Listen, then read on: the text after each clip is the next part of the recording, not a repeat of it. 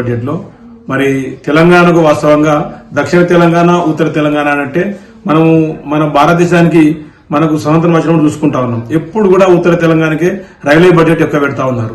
మన గతంలో కొంత ప్రయత్నం చేశారు. కేసీఆర్ గవర్నమెంట్ లో మనకు కొంచెం చూసినాం, ఏంటి గజ్వేల్ నుంచి ఇక్కడ దాకా వచ్చింది. కానీ ఎప్పుడు కూడా అన్యాయం జరుగుతూ ఉంది. దయచేసి ఈసారి గుర్తించి కేంద్ర గవర్నమెంట్ మనకు స్పందించి తెలంగాణకు ఎక్కువ నిధులు కేటాయించి మాకు కూడా రైలు ఎక్కేటువంటి బాధ్యత మా పిల్లలకు గాని మా ప్రాంతానికి గాని మంచి బిజినెస్ ఉంటుంది.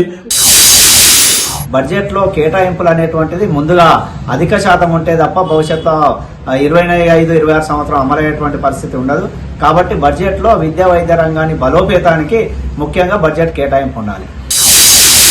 కేంద్ర ప్రభుత్వం ఈ వ్యవసాయ రంగాలైతే ఎక్కడెక్కడ ఏ రాష్ట్రంలో ఎక్కువగా ఉన్నాయో తెలుసుకొని ఆ రాష్ట్రానికి పూర్తి స్థాయిగా బడ్జెట్ రంగాన్ని పైకి తీసుకురావాలని చెప్పేసి రేపటి భవిష్యత్తుకు కూడా ఈ వ్యవసాయ రంగం మీద ఆధారపడి ఎలా బతకాలి అనే ఒక సబ్జెక్ట్ ను కూడా ఏర్పాటు చేయాలని చెప్పేసి ఈ ప్రభుత్వాన్ని మేము డిమాండ్ చేస్తా ఉన్నాం.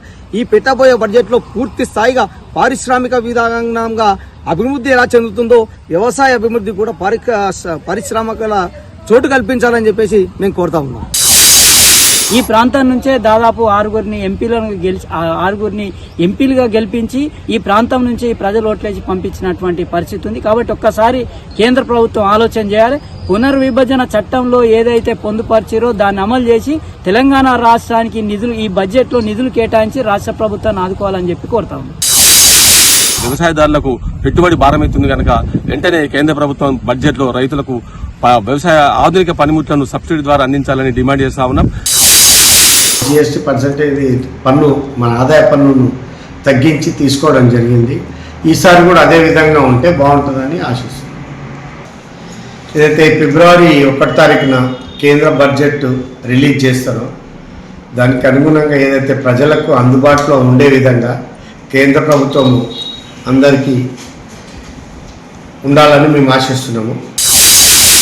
రేపు 1వ తేదీ నుంచి జరిగే బడ్జెట్లో రైతులకు ఉపశమనం కలిగేటట్టుగా ఉండాలని, అదేవిధంగా ఎన్నో ఏళ్లుగా రైతులు కోరుకుంటున్న డాక్టర్ స్వామినాథన్ గారి సిఫార్సుల్ని ఈ బడ్జెట్లో అమలు చేయాలని, అదేవిధంగా రైతులు ఏదైతే తను పండించిన పంటకు గ్యారంటీ గిట్టుబాటు ధరను కోరుకుంటున్నారో ఆ చట్టాన్ని బడ్జెట్లో ప్రవేశపెట్టాలని, అదేవిధంగా రైతులు ఏదైతే వాడుతున్న ఎరువుల్ని రసాయక ఎరువులపై కూడా సబ్సిడీపై రైతులకు అందించి రైతులను కాపాడే విధంగా ఉండాలని, ఏదైతే వ్యవసాయానికి వ్యతిరేకంగా 3 చట్టాలు తీసుకొచ్చారో ఆ 3 చట్టాలను కూడా వెంటనే రద్దు చేసి వాటిపైన కూడా చట్టబద్ధతను కలుగజేసే విధంగా ఈ బడ్జెట్ ఉండాలని